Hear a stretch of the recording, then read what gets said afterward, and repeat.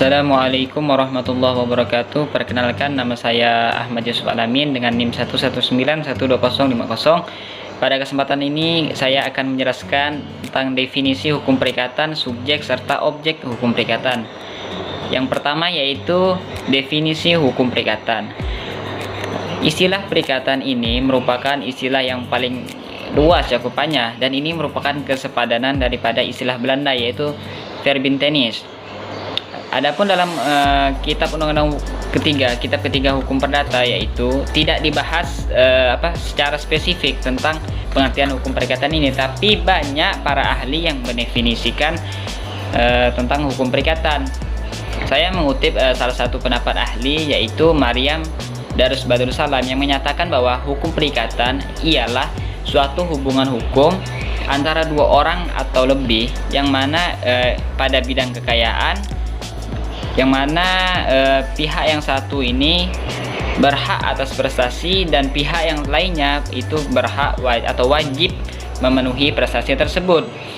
Adapun hukum perikatan sendiri itu bisa dimaknai sebagai seperangkat aturan yang memberikan pengaturan terhadap berlaksananya atau dilangsungkannya suatu perikatan, seperti itu. Kemudian subjek hukum perikatan. Sebelumnya sudah kita bahas bahwa dalam hukum perikatan itu ada orang atau badan yang berhak atas prestasi dan yang lainnya itu wajib memenuhi prestasi tersebut. Nah, adapun orang yang berhak atas prestasi ini yaitu pihak yang aktif, yang mana ini biasa disebut sebagai debitur atau pihak yang berpiutang, seperti itu. Kemudian ada pihak yang wajib memenuhi prestasi tersebut, itu biasa disebut pihak yang pasif yaitu biasa disebut juga sebagai itu debitur, yaitu pihak yang berutang. Nah, adapun dalam mereka inilah yang disebut sebagai subjeknya hukum perikatan. Adapun subjek hukum perikatan ini bisa berupa orang ataupun badan, seperti itu. Kemudian tentang objek hukum perikatan. Dalam pasal 1234 KUH Perdata dijelaskan tentang pengaturan objek atau jenis perikatan. Objek perikatan ialah sesuatu yang ingin dicapai oleh kedua belah pihak dalam perjanjian itu. Adapun objek perikatan ini lazim disebut sebagai prestasi. Adapun prestasi ini mencakup tiga hal, yaitu memberikan sesuatu, kedua yaitu berbuat sesuatu, yang ketiga yaitu tidak memberikan atau tidak berbuat sesuatu, seperti itu. Jadi objek hukum perikatan yaitu sesuatu yang ingin dicapai atau lazimnya disebut prestasi, dan prestasi ini mencakup tiga hal, yaitu memberikan, berbuat, dan tidak berbuat sesuatu, seperti itu. Sekian dan terima kasih.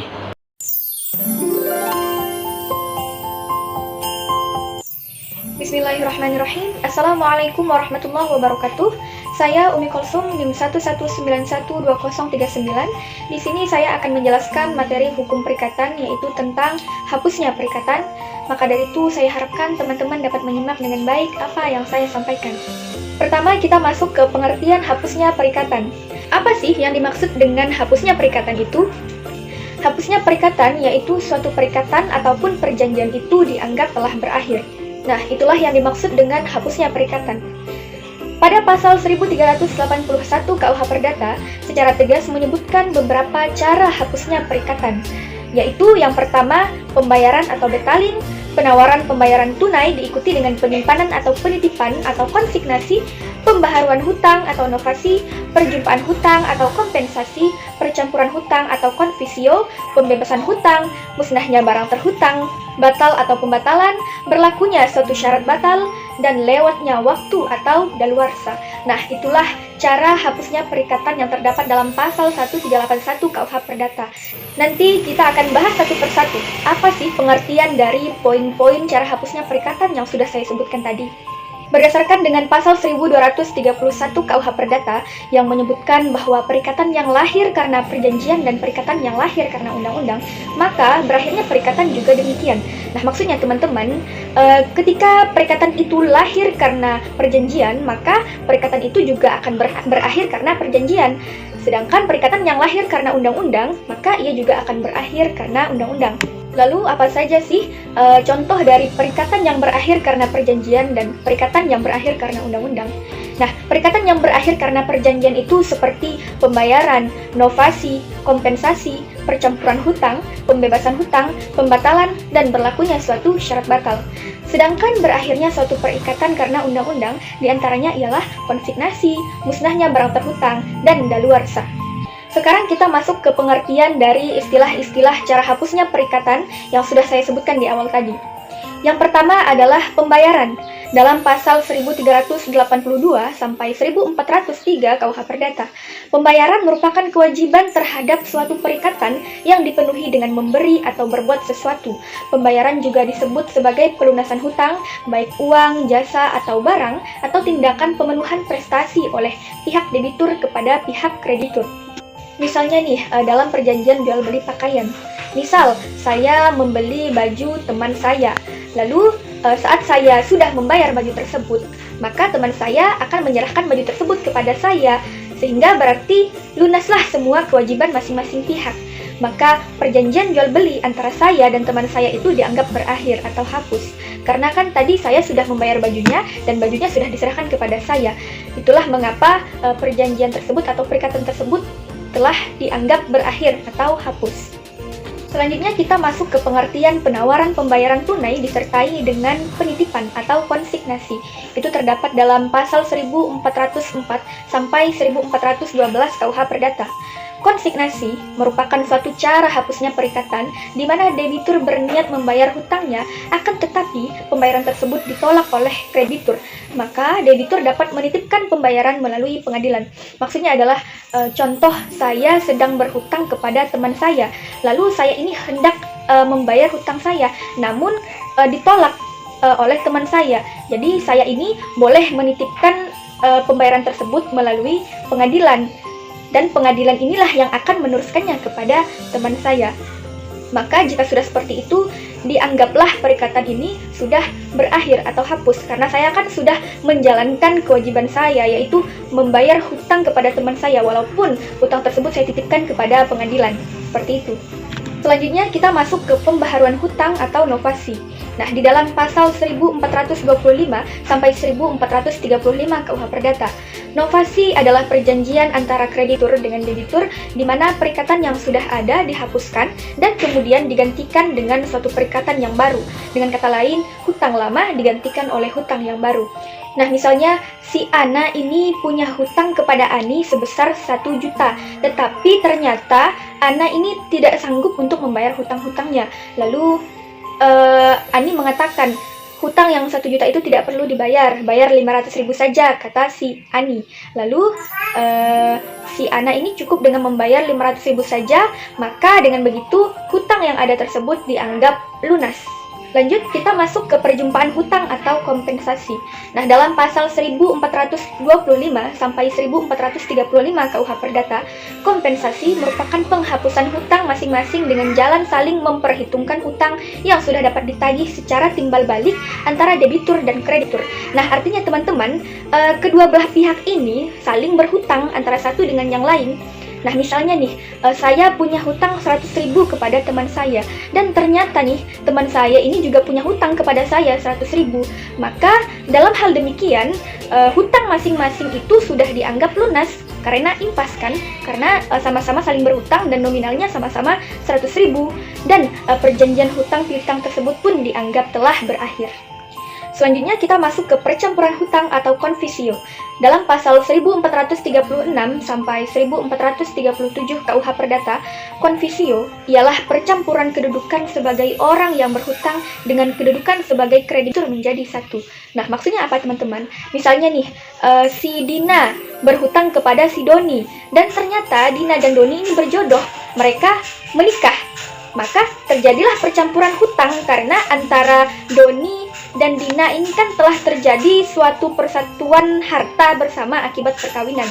Jadi si Dina ini tidak perlu lagi membayar hutangnya kepada Doni, karena tadi kan sudah menjadi harta bersama kan, seperti itu. Lanjut, kita masuk ke pembebasan hutang.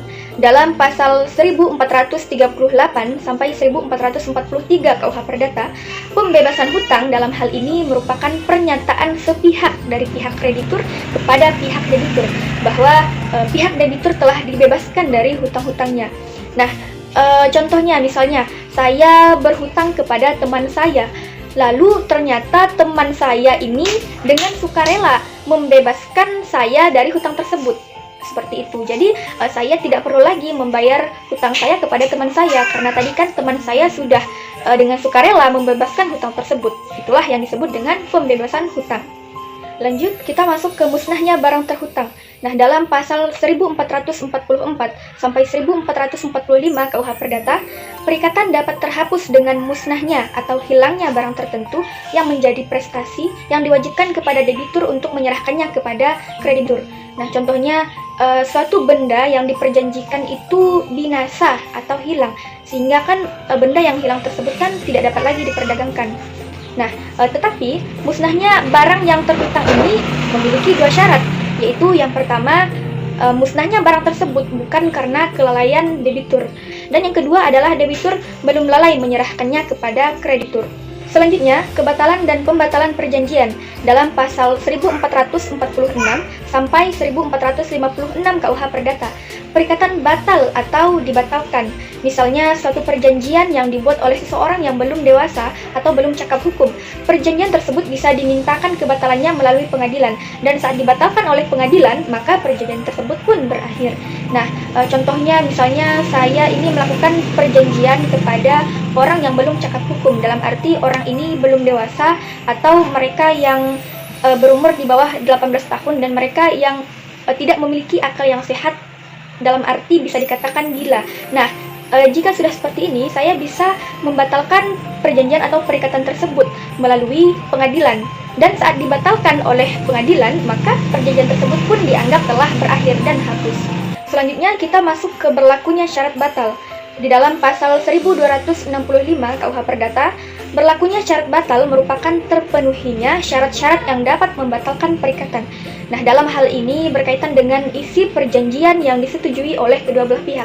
Artinya, syarat-syarat yang bila dipenuhi akan menghapuskan perjanjian dan membawa segala sesuatu pada keadaan semula, yaitu seolah-olah tidak ada suatu perjanjian. Misalnya saya membuat perjanjian kepada teman saya, yaitu memperjualbelikan narkoba. Nah, memperjualbelikan narkoba ini kan termasuk perjanjian yang bertentangan dengan undang-undang. Nah, maka dari itu secara tidak langsung maka perjanjian yang saya buat dengan teman saya ini batal demi hukum, karena yang diperjanjikan tadi itu bertentangan dengan undang-undang atau hukum. Dan yang terakhir, kita masuk ke lewatnya waktu atau daluarsa. Di dalam pasal 1946 sampai 1993 buku 4 KUH Perdata, berdasarkan pasal 1946 KUH Perdata, daluarsa merupakan suatu sarana untuk memperoleh sesuatu atau untuk dibebaskan dari suatu perikatan dengan lewatnya suatu waktu tertentu dan atas syarat-syarat yang ditentukan oleh undang-undang. Nah, misalnya nih, si A hendak menggugat si B karena si B ini tidak membayar hutangnya selama 30 tahun. Tetapi si B ini bisa menolak gugatan tersebut hanya dengan berargumentasi bahwa selama 30 tahun itu tidak ada gugatan sama sekali. Maka kalau sudah seperti itu, diberlakukanlah daluarsa dan si B terbebas dari hutang-hutangnya. Dan hutang piutang tersebut dianggap telah berakhir. Itulah yang disebut dengan lewatnya waktu atau daluarsa. Baik, itu saja yang dapat saya sampaikan. Jika ada kesalahan selama menjelaskan materi, saya mohon maaf yang sebesar-besarnya karena saya juga masih belajar. Saya akhiri, wabillahi taufik wal hidayah. Assalamualaikum warahmatullahi wabarakatuh.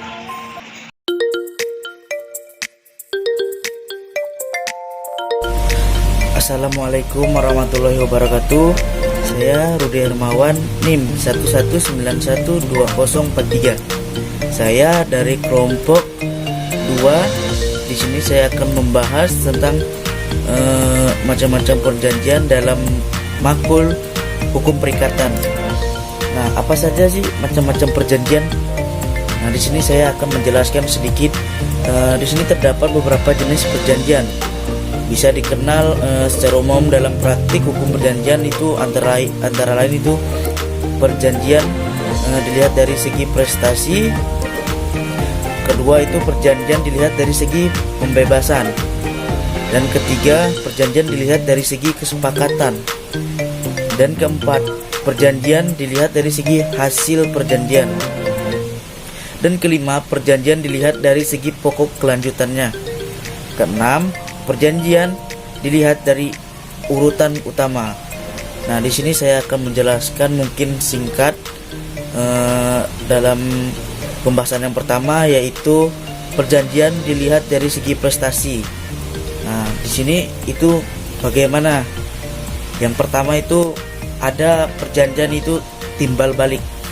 Nah, dalam perjanjian timbal balik ini kedua belah pihak itu masing-masing harus memenuhi kewajiban utama atau prestasi. Antara lain itu contohnya seperti perjanjian jual beli sebagaimana dalam pasal yang 1457 Kitab Undang-Undang Hukum Perdata, dan perjanjian sewa menyewa yang terdapat pada pasal 1548 Kitab Undang-Undang Hukum Perdata. Kriteria perjanjian ini yaitu kewajiban untuk berprestasi bagi kedua belah pihak. Adapun pembahasan yang kedua itu perjanjian timbal balik tidak sempurna atau bisa dibilang perjanjian timbal balik kebetulan. Nah, di sini apa itu perjanjian timbal balik tidak sempurna dan timbal balik kebetulan? Dalam perjanjian ini antara pihak yang satu memenuhi kewajiban nih yang tidak seimbang dengan kewajiban pihak pertama. Nah, dari perjanjian timbal balik ini yaitu ketidaksempurnaan bagi satu pihak. Nah, di antara mereka itu timbul suatu kewajiban pokok. Contohnya perjanjian pemberian kuasa atau yang diatur dalam pasal 1792 JO 1808 Kitab Undang-Undang Hukum Perdata. Nah, yang memberi kuasa itu siapa? Nah, yang memberi kuasa harus mengganti hanya ongkos-ongkos yang betul-betul telah dikeluarkan oleh yang menerima kuasa, atau bisa disebut last saber. Lanjut pembahasan yang ketiga itu perjanjian sebelah. Apa sih perjanjian sebelah? Perlu kita ketahui di sini perjanjian sebelah yaitu perjanjian dalam mana hanya satu pihak mempunyai kewajiban atau prestasi. Contohnya seperti perjanjian pinjam ganti diatur dalam pasal 1754 Kitab Undang-Undang Hukum Perdata, di mana yang meminjam mempunyai kewajiban membayar kembali apa yang telah dipinjamnya. Dan perjanjian pemberian atau hibah bisa disebut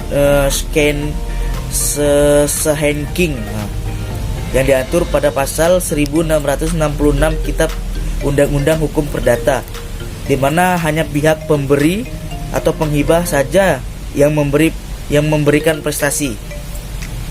Lanjut pembahasan yang kedua yaitu perjanjian dilihat dari segi pembenaan, di mana di sini penjelasannya itu yang pertama perjanjian dengan cuma-cuma. Ini masuk di dalam perjanjian dilihat dari segi pembenaan nih, atau bisa disebut perjanjian dengan cuma-cuma itu bisa disebut seperti omnet. Nah, pembahasannya itu apa? Di sini perjanjian dengan cuma-cuma atau omnet yaitu perjanjian dengan nama pihak yang satu memberikan suatu keuntungan kepada pihak yang lain tanpa menerima suatu manfaat bagi dirinya sendiri. Contoh suatu hibah atau henking yang diatur pasal 1666 Kitab Undang-Undang Hukum Perdata, dan suatu pinjam pakai atau bisa disebut bruiklening yang diatur pada pasal 1740 Kitab Undang-Undang Hukum Perdata. Ada juga di sini yang kedua itu perjanjian atas beban atau bisa disebut onderbeurswaarenden. Perjanjian di sini apa yang dimaksud perjanjian atas beban? Nah, di sini saya menjelaskan apa sih perjanjian atas beban. Perjanjian atas beban itu yaitu perjanjian yang mewajibkan masing-masing pihak memberikan sesuatu dan berbuat sesuatu, dan dalam mana yang diatur dalam pasal 1314 Kitab Undang-Undang Hukum Perdata, di mana contoh lainnya itu contoh perjanjian seperti jual beli, sewa menyewa, dan lain-lain. Di sini suatu perjanjian timbal balik itu selalu merupakan suatu perjanjian atas beban. Akan tetapi tidak selalu perjanjian atas beban merupakan suatu perjanjian timbal balik. Contoh, suatu perjanjian pinjam ganti dengan bunga atau bisa disebut Verbruiklening of Interest. Nah, pembahasan yang ketiga, dimana di sini perjanjian dilihat dari segi kesepakatan. Apa-apa saja sih perjanjian dilihat dari segi kesepakatan itu? Yang pertama, perjanjian konsensual. Nah, apa perjanjian konsensual? Perjanjian konsensual yaitu perjanjian yang tercipta dengan tercapainya persetujuan kehendak dari para pihak. Nah, yang kedua, ada perjanjian real. Apa sih perjanjian real? Perjanjian real yaitu perjanjian yang baru tercipta apabila di samping persetujuan kehendak antara pihak-pihak secara obligator. Nah, diikuti pula dengan penyerahan barang atau yang disebut levering. Perjanjian real ini umpama suatu perjanjian penitipan. Ada juga kredit seperti pinjam pakai, pinjam ganti, dan gadai. Nah, apabila barang yang bersangkutan belum diserahkan, maka hanya terdapat suatu perjanjian pendahuluan. Nah, lanjut pembahasan yang berikutnya, yaitu perjanjian yang dilihat dari segi hasil perjanjian itu sendiri. Dimana di sini pembahasannya yang pertama itu dalam perjanjian dilihat dari segi hasil perjanjian itu seperti perjanjian komutatif atau perjanjian membalas, bisa disebut vergelden overeenkomst, yang mana di sini penjelasannya yaitu perjanjian di mana terdapat keuntungan yang dinikmati oleh yang berhak atau atas nama yang menjanjikan prestasi tersebut. Adapun yang kedua, perjanjian aleator atau bisa disebut seperti perjanjian asuransi atau perjanjian untung-untungan. Nah, apa sih itu perjanjian aleator atau perjanjian untung-untungan? Di sini saya menjelaskan. Perjanjian itu tersebut yaitu perjanjian dalam mana terhadap suatu prestasi yang dijanjikan dengan atau tanpa syarat terdapat hanya suatu keuntungan dengan syarat tertentu, sedangkan dipenuhinya syarat itu tidak bergantung pada pokok-pokok yang bersangkutan. Sedangkan perjanjian-perjanjian itu diadakan justru berhubungan dengan kemungkinan dipenuhinya syarat-syarat tersebut. Lanjut penjelasan yang berikutnya, yaitu di sini perjanjian dilihat dari segi pokok kelanjutan. Apa sih perjanjian dilihat dari segi pokok kelanjutan? Nah, perjanjian di sini terdapat di dalam perjanjian dilihat dari segi pokok kelanjutan ini ada beberapa, ada dua di sini, seperti yang termasuk ini perjanjian prinsipal dan perjanjian aksesoir. Nah, apa sih perjanjian prinsipal? Perjanjian prinsipal dalam perjanjian jual beli, yaitu untuk menyerahkan barang perjanjian jual beli tersebut. Dan perjanjian aksesoir. Perjanjian aksesoir yaitu perjanjian untuk menjamin cacat tersembunyi atau perjanjian hipotek. Bisa juga dibilang perjanjian gadai atau perjanjian penanggungan dan penyerahan hak milik atas kepercayaan. Lanjut pembahasan yang terakhir, yaitu perjanjian dilihat dari urutan utama. Di sini ada beberapa penjelasan yang dilihat dari perjanjian dilihat dari urutan pertama, yaitu perjanjian primer, Yang dimaksudnya itu seperti perjanjian utama atau pokoknya. Dan kedua itu perjanjian sekunder. Di sini yang dimaksudnya itu menggantikan perjanjian yang asli apabila ini tidak dipenuhi, umpama pembayaran ganti rugi. Ada juga pembahasan tentang perjanjian dilihat dari segi pengaturannya serta perjanjian yang lahir dari undang-undang atau perjanjian yang lahir dari persetujuannya. Mungkin sekian dari saya penjelasan sedikit yaitu tentang macam-macam perjanjian dalam makul hukum perikatan. Saya di sini memenuhi tugas yang telah diberikan oleh Ibu Hakimah selaku dosen pengampu mata kuliah hukum perikatan. Mungkin jika ada salah kata atau kurang penjelasan yang detail, saya mohon maaf. Sekian dari saya.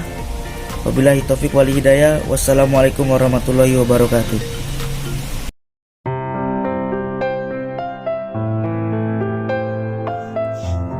Bismillahirrahmanirrahim. Assalamualaikum warahmatullahi wabarakatuh. Perkenalkan, nama saya Sofia Liniar. Saya dari kelas HKI 4B Hukum Keluarga Islam NIM 1191204. Di sini saya akan menjelaskan sedikit tentang hukum perjanjian yang meliputi asas-asas hukum perjanjian. Yang pertama yaitu asas hukum perjanjian. Dalam menyusun suatu perjanjian atau perjanjian, baik perjanjian itu bersifat bilateral dan multilateral maupun perjanjian dalam lingkup nasional. Nah, nasional dan internasional ini harus didasari pada prinsip hukum dan klausul. Tentunya dalam hukum perdata dikenal beberapa prinsip dasar yang harus diterapkan dalam penyusunan perjanjian sehingga akan terhindar dari unsur-unsur yang dapat merugikan para pihak pembuat suatu perjanjian yang mereka sepakati. Nah, prinsip dan klausul perjanjian tersebut dimaksud ini adalah sebagai berikut. Yang pertama yaitu asas kebebasan perjanjian. Nah, apa asas kebenaran perjanjian ini tersebut? Yaitu asas kebebasan perjanjian dalam dianalisis dari ketentuan pasal, yaitu pasal 1338 out 1 KUHP Perdata yang berbunyi suatu perjanjian yang dibuat secara sah berlaku sebagai undang-undang bagi negara yang membentuknya. Nah, asas kebebasan perjanjian ini adalah suatu asas yang memberikan kebebasan kepada para pihak untuk yang pertama, membuat perjanjian atau tidak membuat perjanjian. Yang kedua yaitu semua persetujuan yang dibuat secara sah berlaku sebagai undang-undang bagi mereka yang membuatnya. Yang ketiga, persetujuan itu tidak dapat ditarik kembali selain dengan kesepakatan kedua belah pihak atau karena alasan-alasan oleh undang-undang dinyatakan untuk cukup untuk itu. Nah, yang terakhir yaitu persetujuan harus dilaksanakan dengan iktikad yang baik. Nah, yang dimaksud dengan asas-asas hukum perjanjian ini yaitu yang pertama yang tadi saya jelaskan tadi, yaitu yang pertama membuat perjanjian. Nah, yang kedua yaitu semua persetujuan yang dibuat secara sah yang berlaku sebagai undang-undang bagi mereka yang membuatnya. Yang ketiga yaitu persetujuan itu tidak dapat ditarik kembali. Yang keempat yaitu persetujuan harus dilakukan dengan iktikad yang baik. Nah, yang kedua yaitu asas konsensualitas. Nah, apa yang dimaksud dengan asas konsensualitas? Yaitu suatu perjanjian timbul apabila ada konsensus atau persesuaian kehendak antara para pihak. Dengan kata lain, sebelum tercapainya kata sepakat, perjanjian ini tidak mengikat. Nah, konsensus tersebut tidak perlu ditaati apabila salah satu pihak menggunakan paksaan, penipuan, ataupun terdapat kekeliruan akan objek perjanjian tersebut. Nah, Kata konsensus ini juga berasal dari kata Latin konsensus yang berarti sepakat. Artinya, asas konsensualisme ini ialah pada dasarnya perjanjian dan perikatan yang timbul karenanya itu sudah dilahirkan sejak detik tercapainya kesepakatan. Dengan kata lain, perjanjian itu sudah sah apabila sudah disepakati. Nah, mengenai hal-hal yang pokok dan tidaklah diperlukan suatu formalitas.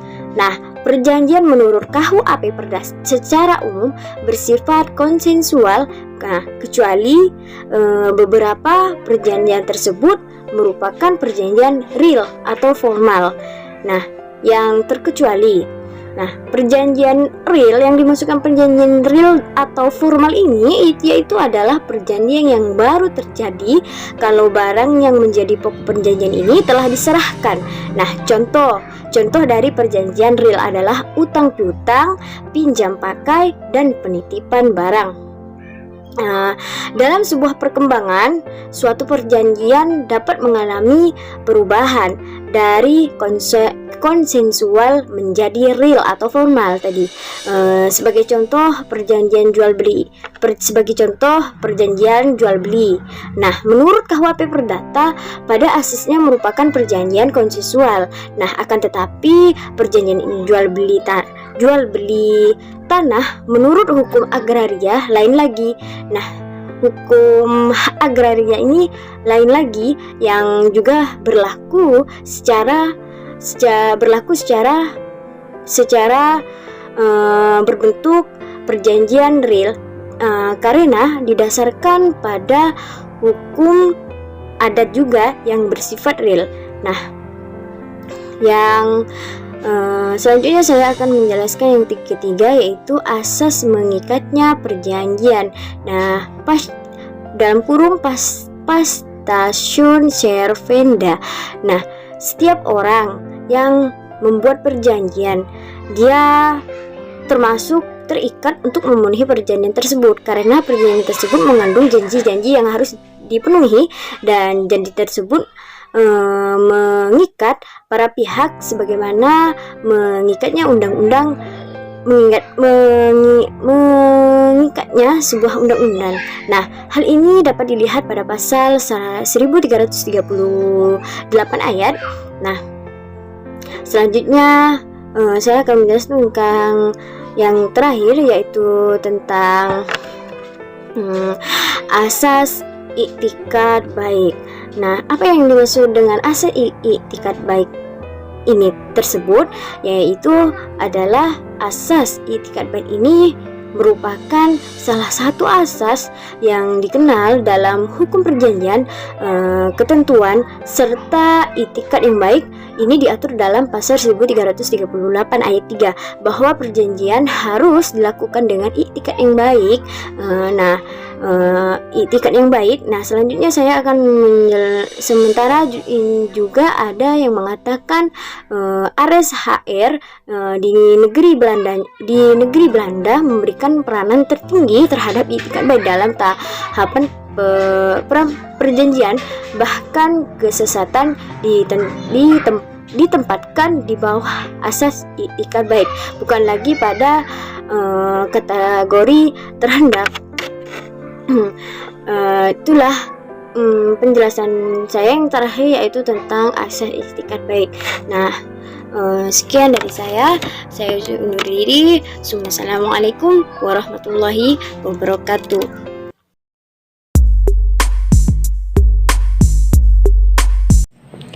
Bismillahirrahmanirrahim. Assalamualaikum warahmatullahi ta'ala wabarakatuh.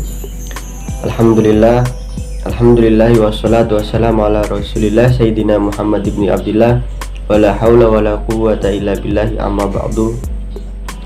Pertama-tama marilah kita panjatkan puja dan puji syukur kehadirat Allah Subhanahu wa taala.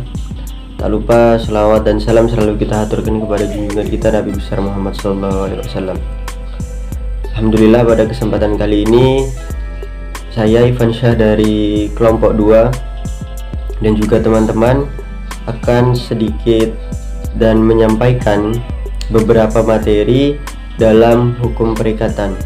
Dan alhamdulillah kali ini saya akan menerangkan sedikit perihal unsur-unsur perjanjian dan syarat sah perjanjian.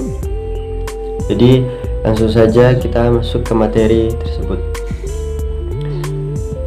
Menurut ketentuan pasal 1320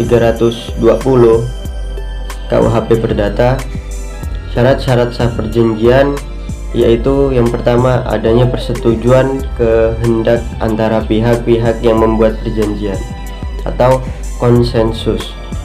Jadi di antara pihak yang berjanji, antara dua pihak yang saling berjanji ini haruslah ada yang namanya perjanjian atau persetujuan. Jadi tidak boleh ada rasa keterpaksaan antara keduanya dalam perjanjian tersebut, harus sama sepakat, sama-sama iya, sama-sama tidak, gitu. Yang melanjut, yang kedua ada kecakapan pihak-pihak untuk membuat perjanjian atau capacity. Yang dimaksud cakap ini adalah bagaimana kecakapan atau kemampuan mereka untuk melakukan tindakan hukum. Jadi orang yang cakap-cakap hukum ini kan ada ketentuannya masing-masing. Nah, dalam syarat sah perjanjian ini harus dengan ketentuan-ketentuan tersebut. Lanjut, yang ketiga ada suatu hal tertentu atau objek. Jadi di suatu perjanjian haruslah ada yang namanya objek yang diperjanjikan. Jadi ada subjek, pasti ada objek, ada orang yang berjanji dan ada yang dijanjikan. Seperti itu. Ada suatu sebab yang halal. Yang dimaksud dengan halal ini yang suatu perjanjian yang dibolehkan. Jadi kalau barang-barang yang tidak boleh diperjanjikan atau yang dilarang menurut negara, itu tidak boleh, perjanjiannya tidak sah. Lanjut ke materi berikutnya, yaitu tentang unsur-unsur perjanjian. Adapun unsur-unsur perjanjian ada 6 materi. Pihak-pihak yang pertama yaitu pihak-pihak yang melakukan perjanjian adalah subjek perjanjian. Jadi yang pertama itu adalah pihak-pihak yang berjanji. Itu dinamakan dengan subjek perjanjian tadi. Jadi ada orang yang berjanji dan juga ada objek yang dijanjikan. Seperti itu. Kemudian konsensus antara kedua pihak. Konsensus ini apa? Konsensus adalah persetujuan dari kedua belah pihak. Jadi harus sama-sama setuju antara kedua belah pihak. Kemudian tujuan dilakukan perjanjian yang bersifat kebendaan atau harta kekayaan yang dapat dinilai dengan uang. Jadi tujuan dilakukannya perjanjian ini bersifat kebendaan. Jadi harus tujuannya itu bersifat kebendaan atau bernilai, begitulah ya. Yang terakhir yaitu bentuk perjanjian yang dapat berupa lisan maupun tulisan. Jadi bentuk dari perjanjian ini ada dua macam. Ada perjanjian dari bentuk lisan atau ucapan. Jadi kita misalnya berjanji dengan kawan kita saling bertukar, contohnya bertukar jam tangan, harus ada kesepakatan di situ, dan kesepakatannya lisan, misalnya saya pinjamkan ini ke kamu, besok kamu balikan, iya, oke, begitu. Itu hanya lisan. Akan tetapi bisa juga dengan bentuk perjanjian secara tulisan. Secara tulisan bagaimana? Jadi ada kertas atau tinta hitam yang kan perjanjian tersebut ya. Jadi ada istilahnya itu keresmian dari perjanjian tersebut. Oke. Jadi alhamdulillah, jadi semua materi saya tentang unsur-unsur perjanjian dan syarat-syarat perjanjian saya sudah sampaikan. Semoga bermanfaat untuk teman-teman semua. Saya akhiri, wabillahi taufiq wal hidayah. Assalamualaikum warahmatullahi wabarakatuh.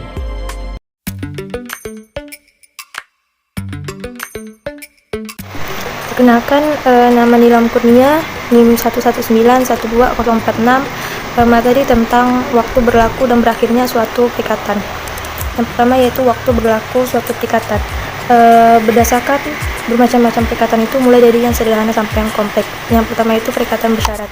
Nah, dalam KUH Perdata ini diatur dalam pasal 1253 sampai 1267. Yang dimaksud dengan perikatan bersyarat yaitu suatu perikatan adalah bersyarat apabila ia digantungkan pada suatu peristiwa yang masih akan datang dan itu masih belum tentu terjadi. Nah, baik secara menangguhkan perikatan hingga terjadinya peristiwa semacam itu maupun secara membatalkan perikatan menurut terjadi atau tidak terjadinya peristiwa tersebut dalam pasal 1253 KUH Perdata. Nah, berdasarkan hal tersebut, perikatan bersyarat adalah perikatan yang lahir atau hapusnya ada dan tidaknya digantungkan pada syaratnya. Perikatan bersyarat terbagi atas perikatan dengan syarat tangguh dan perikatan dengan syarat batal. Nah, perikatan dengan syarat tangguh baru itu lahir jika peristiwa yang dimaksudkan itu terjadi. Misalnya, Amir akan melepaskan sahamnya jika keadaan ekonomi membaik. Nah, sedangkan perikatan dengan syarat batal sudah lahir dan justru menjadi batal jika peristiwa yang dimaksud terjadi. Misalnya, Ari akan menarik investasinya jika Amir masuk menjadi pemegang saham baru. Nah, yang kedua yaitu perikatan dengan ketetapan waktu. Nah, dalam KUH Perdata yang diatur dalam pasal 1268 sampai 1271, yang dimaksud dengan perikatan ini ialah perikatan yang hanya menangguhkan pelaksanaannya atau lama waktu berlakunya suatu perikatan. Ini terdapat dalam pasal 1268 KUH Perdata. Nah, dalam perikatan ini apa yang harus dibayar pada suatu waktu yang ditentukan itu tidak dapat ditagih sebelum waktu itu datang. Tetapi apa yang telah kita bayar sebelum waktu itu datang itu tidak dapat diminta kembali. Terdapat dalam pasal 1269 KUH Perdata. Nah, misalnya Ria memesan mobil yang baru dan akan datang diserahkan pada si Ria itu 60 hari sejak ditandatangani perjanjian jual beli.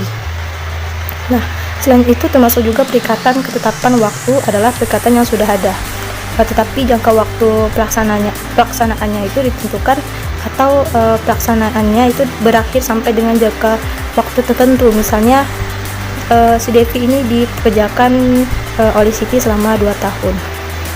Terus yang ketiga yaitu perikatan manasuka atau alternatif. Dalam perikatan alternatif ini atau manasuka menurut pasal 1272 KUH Perdata, si debitur atau orang yang mempunyai kewajiban atau yang seharusnya berprestasi dalam perjanjian itu mempunyai kebebasan menyerahkan salah satu dari dua barang yang diserahkan dalam perikatan. Tetapi ia tidak dapat memaksa si berpiutang untuk menerima sebagian dari barang yang satu dan menerima barang yang lain. Misalnya Akbar ini membeli motor dari sebuah dealer, terus dia diberikan pilihan atau alternatif. Dia ini mau milih yang tipe A tapi dengan diskon khusus atau dengan tipe B dengan menambah uang pembayarannya. Nah, yang keempat yaitu perikatan yang dapat dibagi atau yang tidak dapat dibagi. Nah, dalam KUH Perdata, perikatan ada yang dapat dibagi atau disubkontrakkan dan ada perikatan yang tidak dapat dibagi. Misalnya dalam pasal 1256 KUH Perdata. Nah, dia dapat dibagi atau tidaknya suatu perikatan itu tergantung dari jenis barang yang dimaksud dan sesuai dengan isi perjanjian. Misalnya dilihat dari sifat barangnya ataupun objek dari perjanjian. Misalnya sebuah mobil ini kan tidak dapat dibagi. Nah, karena kalau dibagi mobil ini hilang hakikatnya sebagai sebuah mobil. Terus yang kedua yaitu berakhirnya perjanjian. Ini berkaitan dengan berakhirnya suatu perjanjian karena telah terpenuhi prestasi atau perikatan yang disepakati dengan syarat-syarat tertentu dalam perjanjian. Misalnya dapat dikatakan sebab berakhirnya suatu perjanjian. Selain itu, faktor lain yang dapat menyebabkan berakhirnya perjanjian itu dapat dalam pasal 1381 KUH Perdata. Yang pertama yaitu pembayaran. Artinya tidak selalu diartikan dalam bentuk penyerahan uang, tetapi terpenuhinya sejumlah prestasi yang diperjanjikan juga memenuhi unsur pembayaran sebagai upaya mengakhiri suatu perjanjian. Nah, pembayaran yang dimaksud dalam hukum yaitu dalam hukum perikatan yaitu setiap tindakan pemenuhan prestasi, penyerahan barang oleh penjual, berbuat sesuatu atau tidak berbuat sesuatu merupakan pemenuhan dari prestasi atau pembayaran. Nah, yang kedua itu penawaran pembayaran yang diikuti dengan penyimpanan atau penitipan. Artinya pemenuhan suatu prestasi itu dalam perjanjian dilaksanakan dengan sesuai yang diperjanjikan, termasuk waktu pemenuhannya, meskipun tidak menutupi kemungkinan prestasi tersebut dapat dipenuhi sebelum waktu yang ditentukan. Tapi penawaran dan penerimaan pemenuhan prestasi sebelum waktunya dapat menjadi sebab berakhirnya perjanjian. Misalnya perjanjian pinjam meminjam yang pembayarannya dilakukan dengan cicilan. Nah, apabila pihak yang berutang itu tidak dapat membayar dengan semua jumlah pinjamannya sebelum jatuh tempo, maka perjanjian itu dapat berakhir sebelum waktu. Misalnya debitur yang akan membayar utangnya kepada kreditur, tetapi kreditur itu menolak pembayaran tersebut, dan debitur uang ataupun barang yang akan dibayarkan kepada kreditur dititipkan ke pengadilan untuk dibayarkan kepada kreditur. Terus yang ketiga yaitu pembaharuan utang adalah perjanjian yang sudah ada dihapuskan sekaligus diadakan dengan perjanjian baru. Dengan demikian pembaharuan utang itu dapat menyebabkan berakhirnya, karena munculnya perjanjian baru itu menyebabkan perjanjian lama berakhir. Perjanjian baru dapat muncul karena berubahnya pihak dalam perjanjian, misalnya perjanjian novasi, yaitu pergantian pihak debitur, atau berubahnya perjanjian pengikatan jual beli menjadi perjanjian sewa karena pihak pembeli tidak mampu melunasi sisa pembayarannya.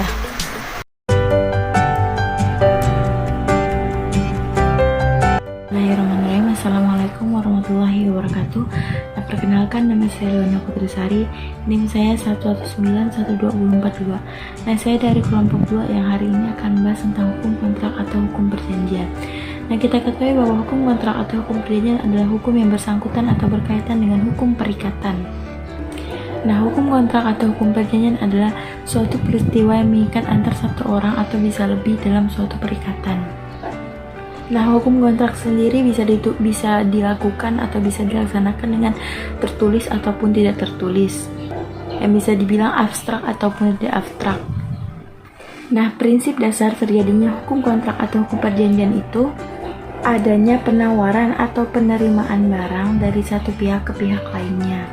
Nah, di sini berdasarkan Kitab Undang-Undang Hukum Perdata, kontrak melahirkan suatu perikatan antara pihak yang mengikat dirinya, sehingga dari kontrak inilah lahir suatu perikatan di mana para pihak mengikat diri memiliki kewajiban masing-masing sesuai yang ditentukan dalam kontrak. Nah, berdasarkan pasal 1320 JO 1338 ayat 1 BW KUHP Perdata dikenakan adanya asas konsensual yang dimaksud adalah bahwa perjanjian atau kontrak ini lahir terjadi apabila adanya suatu kesepakatan dari pihak pembuat kontrak terhadap objek yang diperjanjikan. Tapi kita harus ketahui bahwa adanya kontrak atau suatu perjanjian itu sah apabila tidak terjadinya suatu paksaan, tidak terjadinya suatu kekerasan. Tapi kontrak atau perjanjian itu harus atas dasar niat kita, harus atas niat kita untuk saling mengikat. Nah, seperti yang saya jelaskan sebelumnya, saya ada bilang bahwa hukum kontrak itu bisa terjadi antara tertulis dan tidak tertulis. Nah, bentuk perjanjian dapat dibedakan menjadi dua macam, yaitu tertulis dan tidak tertulis.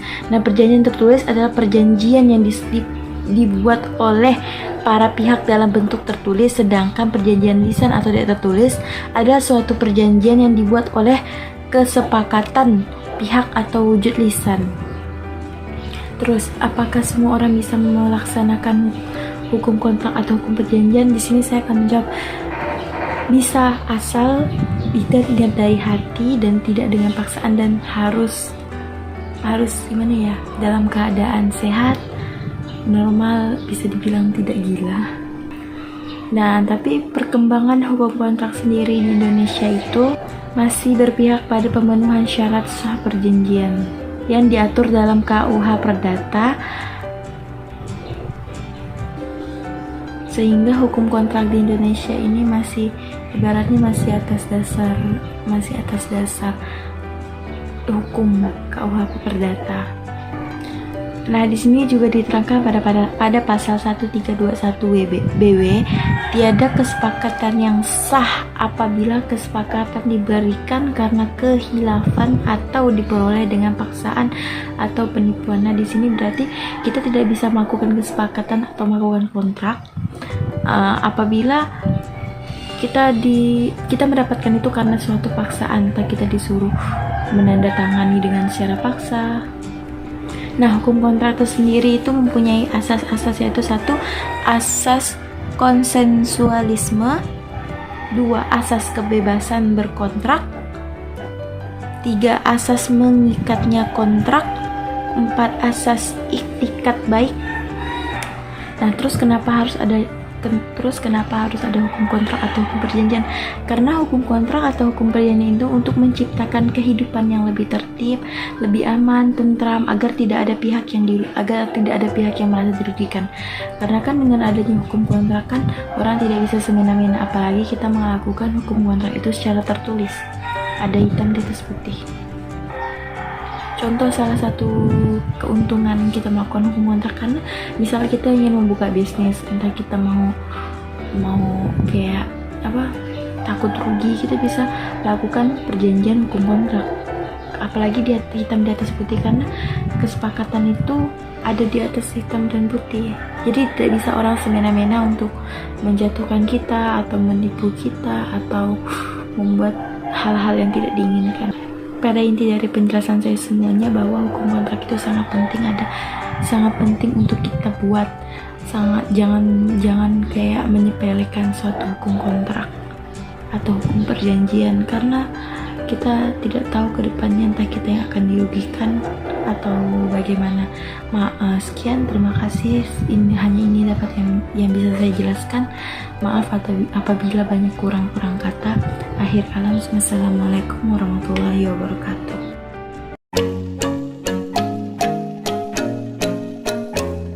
Assalamualaikum warahmatullahi wabarakatuh. Perkenalkan, nama saya Alza Fensa. Baiklah, saya di sini akan menjelaskan tentang sumber hukum perikatan.